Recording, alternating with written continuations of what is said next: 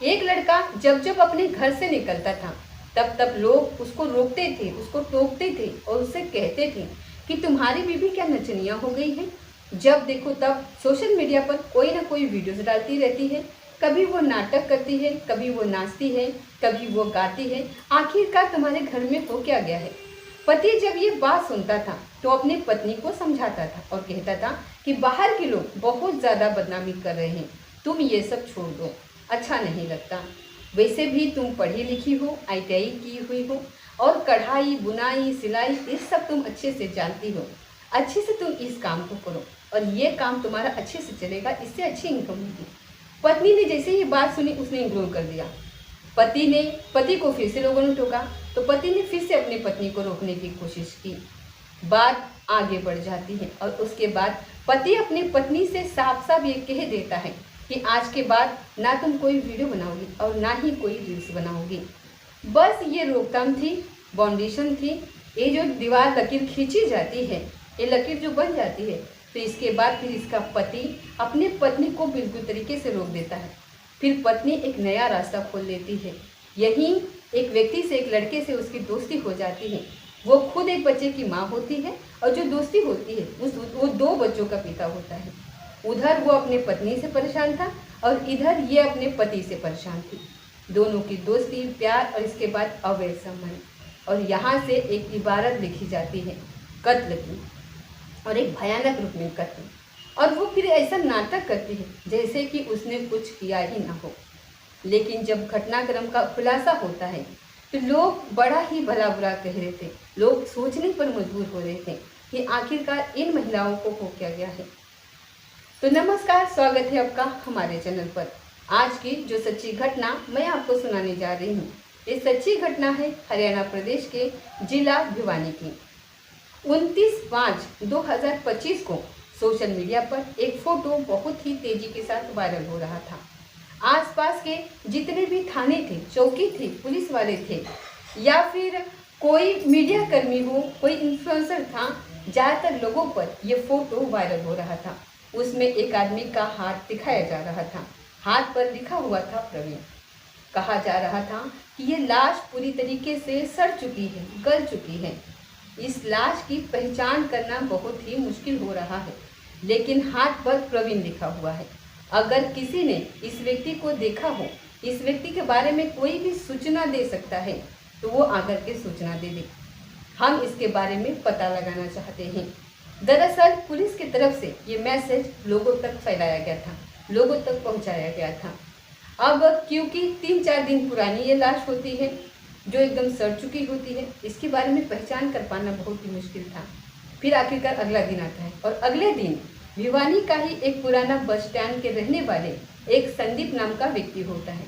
उसके पिता सुभाष होते हैं और दोनों ही आते हैं और आकर के पुलिस वालों से कहते हैं कि साहब एक फ़ोटो है जो लगातार वायरल हो रहा है। हम तो उस फोटो को देखने के बाद आए हैं। हमारा एक बेटा है जो कि गायब है और वो मिल नहीं रहा है। ऐसी कौन सी जगह है जहां हमने उसको ढूंढा नहीं और तलाश नहीं किया है। आखिरकार पिता सुभाष ने जब ये बात कही तो पुलिस वालों ने उस व्यक्ति को दिखाया कि ये इस तरीके का व्यक्ति है और इस तरीके की लाश हमको मिली है। क्या देख करके बता सकते हो कि कौन है? वो देखते ही पहचान जाते हैं, उसके हुलिये से, उसकी कद काठी से और उसके कपड़ों से और उसके हाथ पर लिखे हुए प्रवीण से कि ये तो हमारा बेटा है। प्रवीण नाम है इसका और इसकी उम्र लगभग 35 साल के आसपास है। ये शादीशुदा है, एक इसका बेटा है। इसका बेटा लगभग 6 साल का है, इसका नाम मोहित है और पत्नी इसकी जिसका नाम है रवीना। अब ये खबर घर तक पहुंच जाती है। घर वाले लोग, सभी लोग पुलिस थाने में पहुंच जाते हैं और वहां पहुंचते हैं जहां पर लाश रखी हुई थी। परिवार वालों का रो रो कर बुरा हाल हो जाता है। खासकर पत्नी और जो बच्चा था 6 साल का, वो इतना रो रहे थे कि बहुत ज़्यादा लोग परेशान हो जाते हैं। पुलिस वाले कहते हैं कि हम इस मामले की जांच पड़ताल कर रहे हैं। जो भी घटनाक्रम के बारे में पता चलेगा हम आप लोगों को बताएंगे। फिर पोस्टमार्टम की रिपोर्ट आती है और पोस्टमार्टम की रिपोर्ट से ये पता चलता है कि उसकी गला दबा करके हत्या की गई है। शुरुआत में ऐसा लग रहा था जैसे कि वो शायद नदी में, उस ट्रेन में गिर गया है अपने खुद से। जो नाला था उसमें, जिसमें पानी था, उसमें वो खुद से गिर गया है और उसके गिरे होने की वजह से उस पानी में उसका शरीर पूरी तरीके से फूल चुका था। शुरुआत में पुलिस को लग रहा था कि जैसे कोई ये हादसा है, लेकिन फिर पोस्टमार्टम से पता चलता है कि इसकी हत्या हुई है। लेकिन हत्या क्यों हुई है, किसने की है, इसके बारे में जानकारी जुटाने की पुलिस ने इस लेवल पर कोशिश नहीं की जिस लेवल पर पुलिस को कोशिश करनी चाहिए थी। हालांकि फिर परिवार के लोगों ने अपने तरफ से ही कोशिश करना शुरू कर दिया और परिवार के लोगों ने आसपास के जो इलाके के जितने भी सीसीटीवी कैमरे थे, लगातार कई दिनों तक वो सीसीटीवी कैमरे खंगाना शुरू कर देते हैं। अब कैमरे खंगाते खंगाते आखिरकार पुलिस को, जो परिवार के लोग होते हैं, उनको एक ऐसी जगह मिलती है जहां पर 25-26 मार्च की रात में बाइक पर एक महिला बैठी हुई है जो पीछे है और एक पुरुष है जो बाइक चला रहा है और एक कपड़े में लिपटा हुआ एक व्यक्ति है या फिर सामान है जिसका पता नहीं चल पा रहा था। जब उस फोटो को बार बार सीसीटीवी कैमरे को बार बार देखा गया तो पता चलता है कि ये तो रवीना बैठी हुई है, लेकिन रवीना के आगे कौन बैठा हुआ है और बाइक को चला कौन रहा है, बस ये उस परिवार के लिए सवाल खड़ा होता है। और परिवार के लोग पुलिस के पास पहुंच जाते हैं और जा कर के बताते हैं कि साहब ये देखो, रात के 12 बजे बाइक पर ये 3 लोग हैं जिसमें कि पीछे वाली हो ना हो ये हमारी रवीना ही है, आप इससे एक बार बातचीत कर लीजिए। जब पुलिस वालों के पास ये सूचना पहुंचती है तो पुलिस वालों ने रवीना को हिरासत में ले लिया। हिरासत में लेने के बाद पुलिस के आगे एक भी सवाल ये भी था कि आखिर बाइक पर कौन बैठा हुआ था, वो व्यक्ति कौन था। पुलिस ने आखिरकार 12 अप्रैल 2025 को उसको भी गिरफ्तार कर लिया और हिरासत में ले लिया।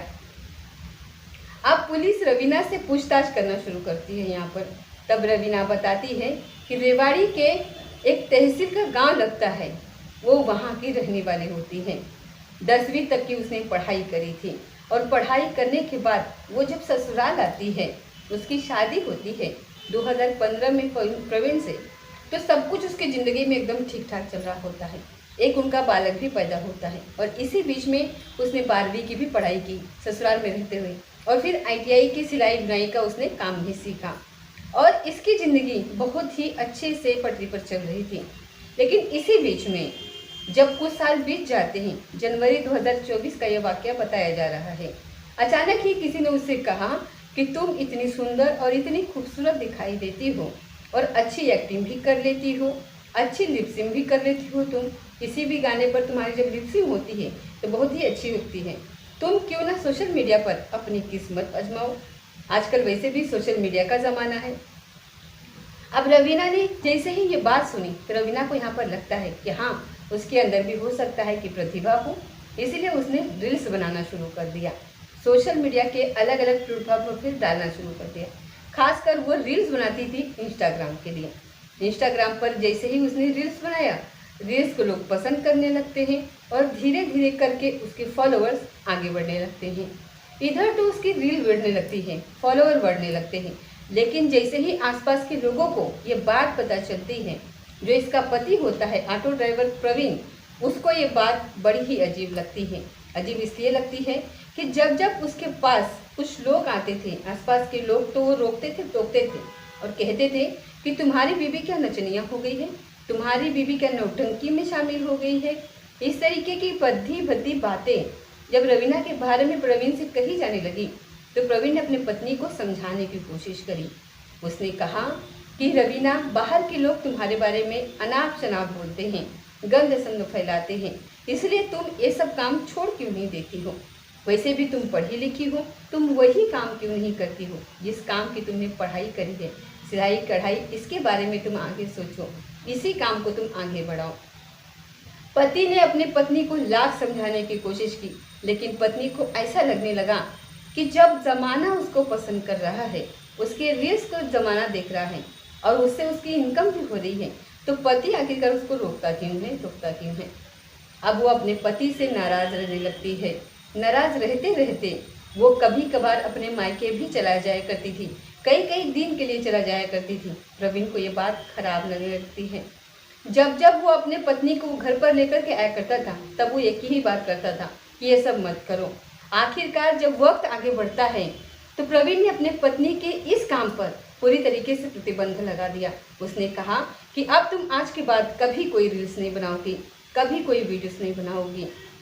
जब रवीना वीडियोस बनाती थी, रील्स बनाती थी, तभी उसकी दोस्ती एक लड़के से हो जाती है जिसका नाम सुरेश राघव होता है। सुरेश राघव हिसार के एक खासी जगह लगती है, आसी का ही एक गांव लगता है प्रेमनगर, वहाँ का वो रहने वाला होता है। 12वीं तक वो पढ़ाई किया होता है। उसने भी यूट्यूब की दुनिया में अपनी किस्मत आजमाने की सोची थी। एक्टिंग करता था, डांसिंग करता था, लिपसिंग किया करता था किसी भी गाने पर, और इस तरीके से उसकी ज़िंदगी चल रही थी। हालांकि उसके पिता ने अपनी ही साथ रेलवे में प्राइवेट नौकरी लगाने की कोशिश की। महज 2 साल ही उसने नौकरी की, और जब साल 2016 आता है तो उसकी शादी हो जाती है। उसको एक बेटा पैदा होता है, एक बेटी भी पैदा होती है। वो अपने घर में इकलौता होता है, साथ ही उसकी 5 बहनें भी होती हैं।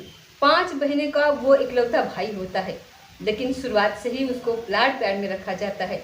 पिता रेलवे में जॉब करते थे और माँ गृहिणी होती है, और दादी की पेंशन आती थी। लेकिन वो खुद क्या करता है ये किसी को नहीं पता था।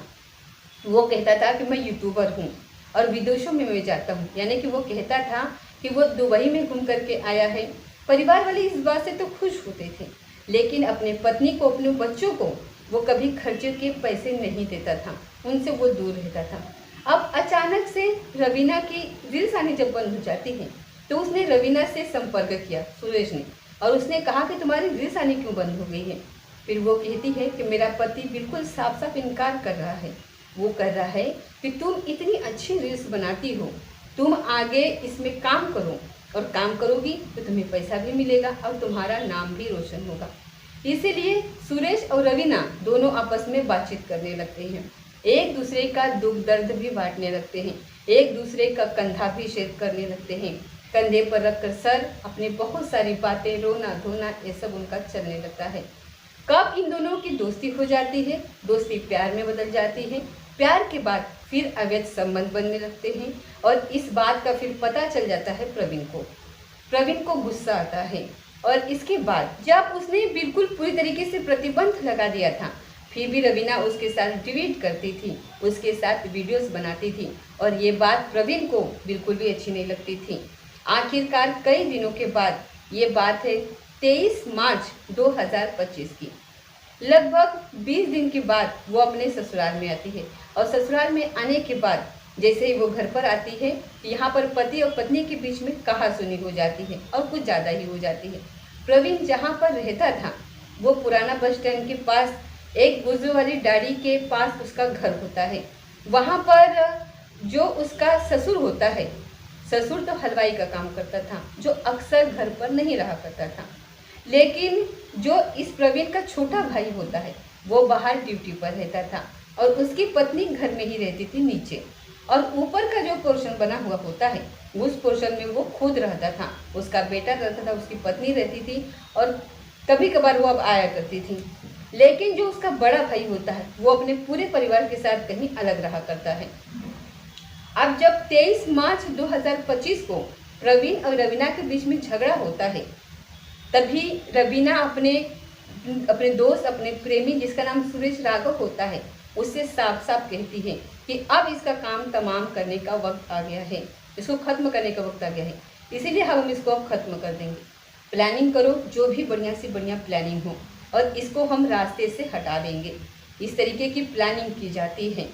और ये 25 मार्च को फिर से अपने घर आती है मायके से, क्योंकि इसके घर में जाने का जो रास्ता होता है वो बाहर से होता है, क्योंकि ये ऊपर के मंजिल में रहते हैं और नीचे के मंजिल में इसकी देवरानी रहती थी।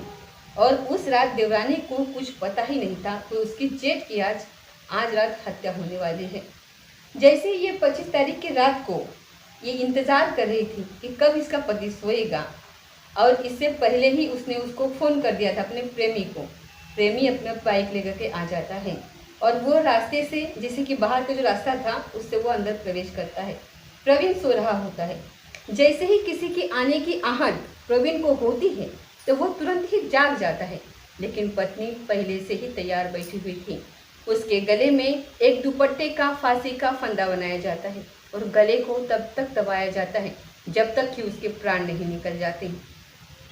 प्रवीण की हत्या करने में, उसका कत्ल करने में उसका जो प्रेमी होता है सुरेश ने तमाम तरीके की कोशिशें की, प्रयास किए और उस प्रयास में वो सफल भी हो जाता है। और सफल होने के बाद जैसे ही रात के 12:30 बजे के आसपास का वक्त हो रहा था, उसको चादर से वो लोग लपेट लेते हैं और लपेटने के बाद उसके बॉडी को ऊपर वाले मंजे से उतार करके लाते हैं। आगे सुरेश बाइक चला रहा होता है और पीछे प्रवीण बैठता है जो कपड़े में लिपटा हुआ था, और उसे पकड़ करके बैठ जाती है उसकी पत्नी।